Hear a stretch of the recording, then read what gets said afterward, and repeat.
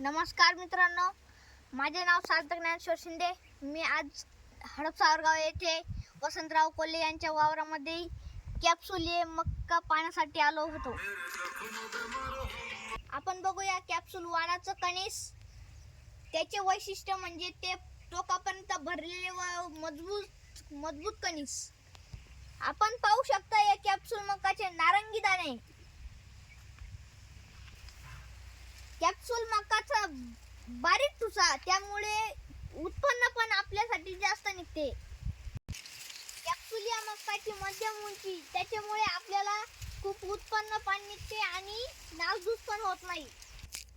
मित्रांनो, कॅप्सूल लावायचं तर 2 फूट अंतराची सरी व 10 इंचावर झाड. हे कॅप्सूल नावाचे कणीस, याचे एक मजबूत अवतरण, याच्यामुळे त्याच्यामध्ये पाणी जात नाही व आळे पण शिरू शकत नाही. बघितलं ना कॅप्सूलचे गुण.